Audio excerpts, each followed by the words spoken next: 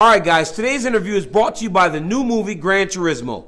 It's based on the unbelievable true story of a team of unlikely underdogs, a struggling world-class gamer, a failed former race car driver, and an idealistic motorsport executive. Together, they risk it all to take on the most elite sport in the entire world. It's directed by Neil Blomkamp. The movie features an unbelievable cast, led by David Harbour, alongside Orlando Bloom, Jaman Hansu, Jerry Halliwell Horner, and Archie Madekwe as Jan Martinborough. Some of the most famous racing competitions in the world are recreated through the use of actual Nissan GTs, drones, and practical effects. Guys, these racing sequences are so realistic that the real-life Jan Martinborough himself actually served as the stunt driver for the film. This is a movie that needs to be seen on the big screen.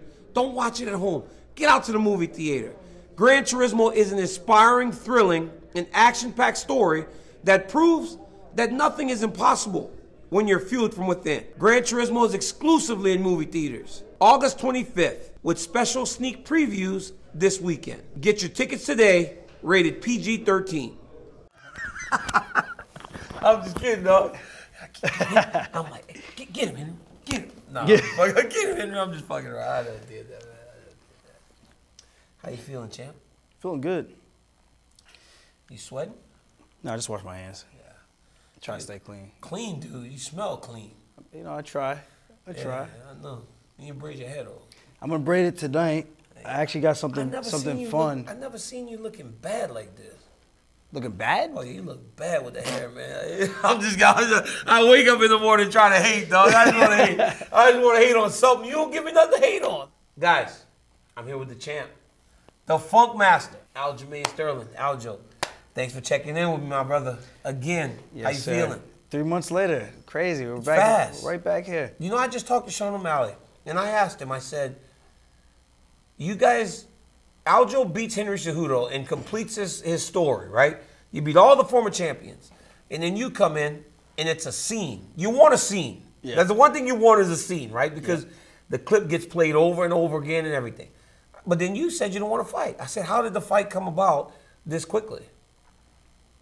This is what the UFC wanted. They after talking with them, this was the best card for me to get on.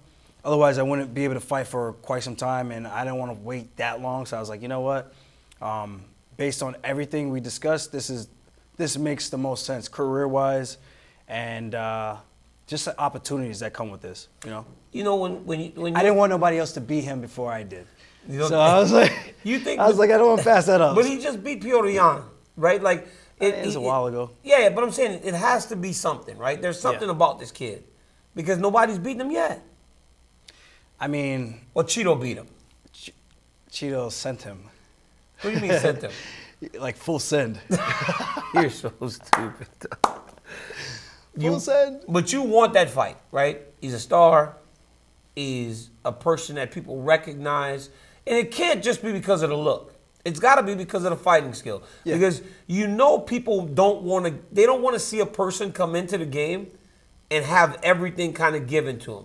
Everybody pointed to it, me included. Well, it's in the matchup. I don't know if Sean O'Malley's real. But then he beat Petr Yan, and you start to think, well, if he can beat him in striking, this kid obviously has something. Yes, I agree with that. I think he showed really good striking in that fight, even though I feel like Yan still outstruck him. I feel like Yan won the fight, but I'm not a judge.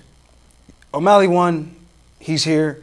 These guys showed that he's legit. I mean, to go toe-to-toe with a guy like Petr, I think it's not easy to do. So he joined the team of Cerro Longo guys who beat Petr. Well, I don't know if we could count what Merab did as a win. That was boring, man. This was Merab that wrestling.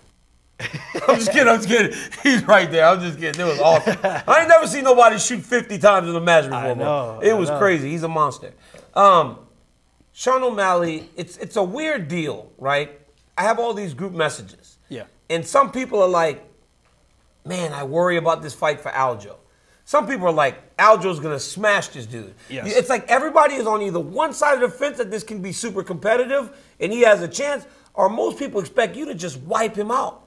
And when you look at the matchup, if you're able to implement your game plan, it would seem as though you have a big advantage in the fight.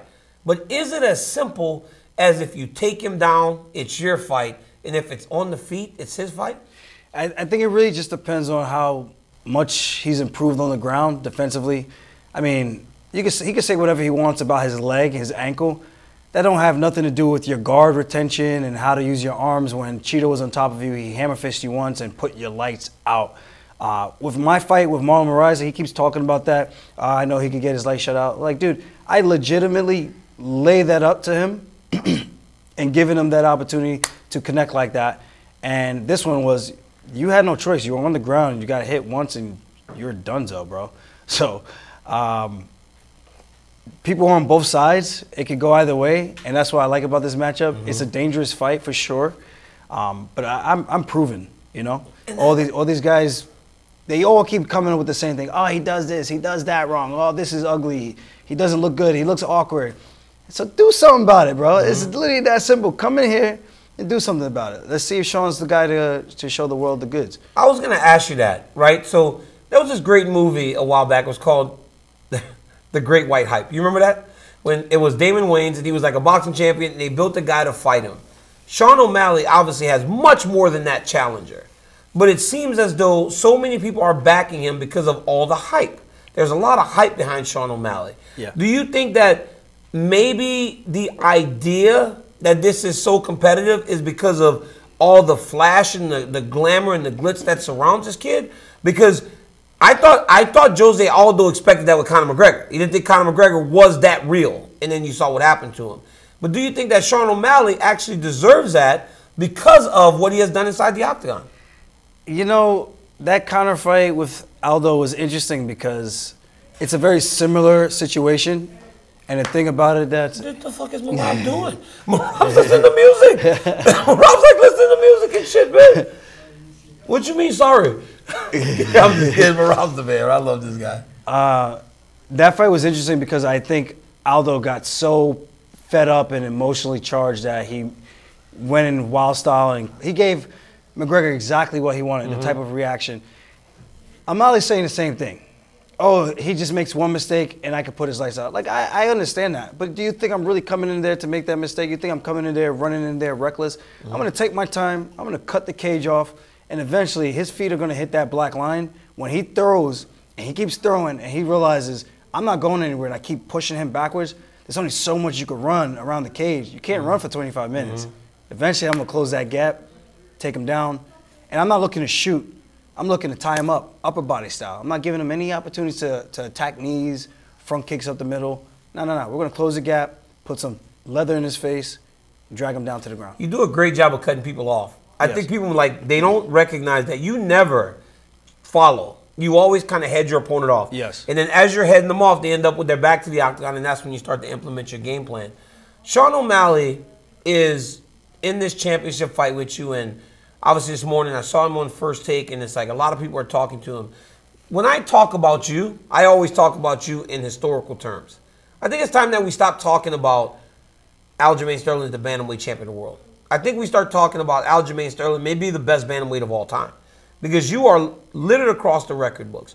Do you ever look at that and say, man, I've done some pretty good fucking work in the time that I've been in here, especially after you did lose that fight in Fresno where you got knocked out. Like, and you look back and go, man, for me to reset and be where I am today after that, I've done some good work.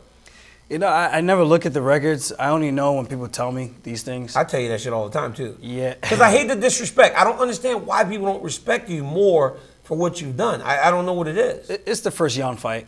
I think because that was my biggest platform, and then their introduction to Aljamain Sterling was a malnourished funk master that got kneed in the head and they thought he was acting. And I admit, I look back at that and I look at myself when I'm rolling around, I'm like, yeah, that does look pretty bad. That does look pretty bad. I don't want you to see that. I was nodding all over myself and shit. It is pretty funny. So I understand their sentiment with that. But well, tell me why you rolled around like that then. I was fucking hurting, bro. I know it hurt, but you say you look back on it and you're like, no, I'm like, that looks crazy. Oh, okay. I understand. It was a bad legal knee, though. Yes. And that's what I'm like, I didn't know there was a rule with how you, I'm like, dude, I got blindsided. I didn't see it. Yeah. It hurt me, clearly, and I was exhausted already at that point. But how much do you have to do to erase that. Erase that. It's like you've beaten everybody in tremendous fashion. Yeah. Because honestly, I thought you beat Henry Cejudo, and I don't think that fight was as close as people are making it out to be. I agree. I thought you won that fight pretty handily, and Henry's one of my friends and Olympic teammates. But when you look at this division, there are a lot of young guys, but you say you're out. I mean, you say that after this, win or lose, you're going up to 145? I'm 34 years old now, man. Like, getting down to 135 isn't the most ideal thing. I think I would have accomplished more than enough should I get past Sean O'Malley on Saturday that I would have earned. I don't like stuff given to me. I would feel like I've earned my shot to go to 145 and do something. Fight for the belt. And fight for the belt. One of those things that's the unthinkable, you know? People put all these labels and caps on us on what we can do because their shortcomings or what they think they watch and what they think they know. Like, you don't dictate my future. I dictate my future by the work I put in behind closed doors and then what I do in the octagon. And on August 19th, man, I plan on putting on some serious work and earning my shot. Do you guys not like each other? Because the moment he went into that octagon, you guys were jawing at each other, and that's to be expected, right? You can jaw at each other. But it seemed like your whole face changed when he walked in there. Like, you looked like you were mad at him, and anytime you talk about him, you still smile, but it seems like there's something there. Is there something more to this fight? Is it a little personal? Like, and if it is, what is it? He's trying to take something from me that I worked extremely hard and extremely diligently to get to, and he's had all the shortcuts in the world to get here, and that for me doesn't sit right. So, so what are the shortcuts? After the fight, whatever. The shortcuts is these hand-picked fights. You think the matchups? It's almost as annoying as when Yan got a title shot for the vacant title after beating Uriah Faber, who was just retired. You know what I mean? Yeah. He didn't fight no one in the top 5, but he got a title shot. But I just beat the number, I think, 3 ranked guy in the world in Corey Sandhagen, and I wasn't getting a title shot. So it's just like, I don't like when people get to cut the line. Like, this is one of those sports where it should be merit. But we know what we're in. It's the entertainment business. And the UFC is going to put the matchups on that they think that the fight fans want to see. And I can't be mad at it, but I understand it. It does bother me. I can't be mad if your boss gives you a raise and doesn't give me a raise, right? No. So he has the opportunity now, and that's pretty much what it is. I want to beat up the teacher's pet and just show him that, like, dude, you got to earn your stripes here. You got to earn your stripes. Well, he earned that stripe, and he's getting an opportunity this weekend. Yeah. What does Saturday look like for Aljamain Sterling? Like, what do you envision when you see this fight playing out? I see myself being large and in charge, walking forward, cutting the cage off, pressuring this guy backwards.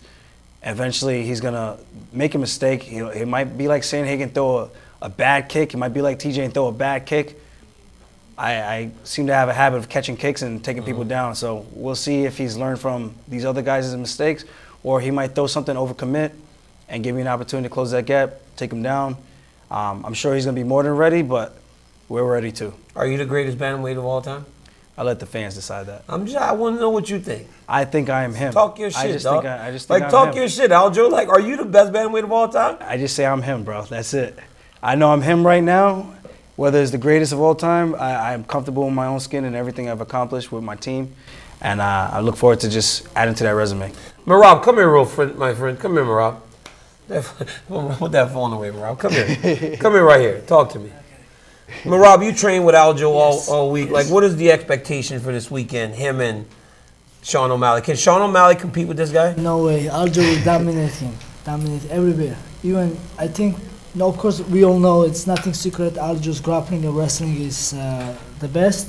But even striking, you know, Aljo's good. He's been fighting. He don't got touched. Like, no, Aljo can strike too. Don't take my job. You already tried to take my job. I be seeing this guy coming up to my jobs and shit. Today, he already training once. He's going to train one more. Yesterday, he training maybe at least 5 guys. And then he did very well against all of them. Yeah, even he was training with Al. We all know he's big now. Yeah, but you know, Al just doing Al fat, man. No. I mean, he's doing very well against big guys, and I can only imagine what he's gonna do against O'Malley. You know, he's always training. When he does jiu-jitsu, he trains with big guys, and he always training hard. So let's say, for example, me in the gym, I tap I get take down.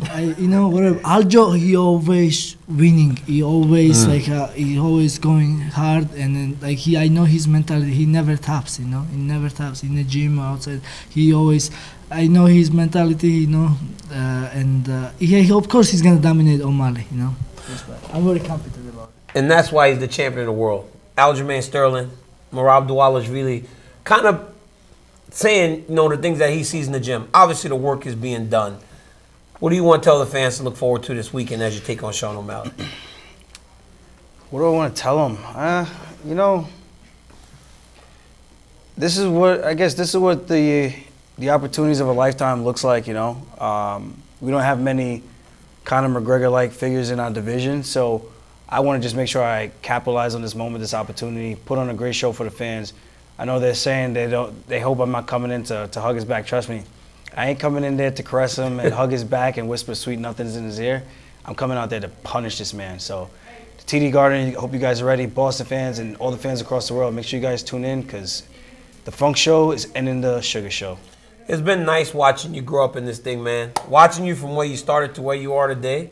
UFC 170, man. Amazing, bro. Same he fought with me on his first fight in the UFC. Yeah. Aljamain they gave him the biggest shorts that they could find in the back. They didn't have none left, so they just gave Aljo what was in the equipment room. And now this dude is the king of the world. My man, the Funk Master, Aljamain Sterling, defends his championship, UFC 292 this weekend.